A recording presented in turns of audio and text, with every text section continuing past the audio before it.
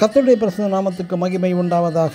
என்று நாம் தியானத்துக்கு எடுத்துக்கொள்ள இருக்கிறதான வேத வசனம் பிலிப்பியர் 1:30 என்னிடத்திலே கண்ட கேள்விப்பட்ட போராட்டமே உங்களுக்கும் உண்டு. ஆமேன்.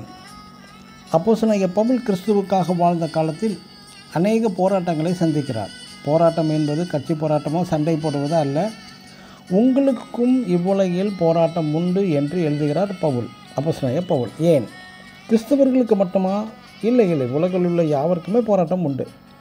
உலகத்தின் போராட்டம் வேறு, கிறிஸ்தவர்களின் போராட்டம் வேறு. நமது போராட்டம் ஜெயத்திற்காகவே.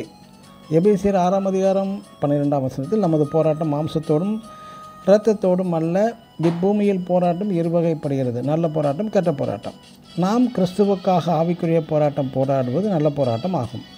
கெட்ட போராட்டம் என்பது மாம்சத்தோடும் உலக கவலை, பணம், பொருள், வேலை, வீடு, நிலம், குடும்பம் பற்றி, அதுவும் சாப்பாடு பற்றியதான கவலை, இது போன்றவைகளுக்காக போராடுவது கெட்ட போராட்டமாக கருதப்படுகிறது. நாம் நல்ல போராட்டம் போராட என்ன செய்ய வேண்டுமாம்? நாம் இடுக்கமான வாசலை தெரிந்து கொள்ள வேண்டுமாம். மற்றும் எபிரேயர் 12:4 பாவத்துக்கு விரோதமாய் போராட வேண்டும்.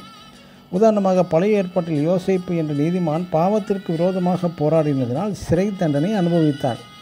கடைசியாக போராட்டத்தின் முடிவில் பார்வோனால் எகிப்தின் அதிபதியாகவும் உயர்த்தப்பட்டு விடுகிறான் யோசேப்பு. 1 கொரிந்தியர் 13:7-8 அன்பாய் இருத்தல் வேண்டும் என்றும், அன்பு சகலத்தையும் தாங்கும், சகலத்தையும் சகிக்கும், நாம் அனைவரிடத்திலும் அன்பாய் இருத்தல் வேண்டும், யாவரையும் நேசிக்க வேண்டும் என்றும் மேற்சொல்லப்பட்ட இந்த வசனங்கள் மூலம் அறியலாம். ஆம், அன்பு என்பது ஒரு தெய்வீகமான ஒன்று. இந்த அன்பானது சிறிதும் முறுமுறுக்காது.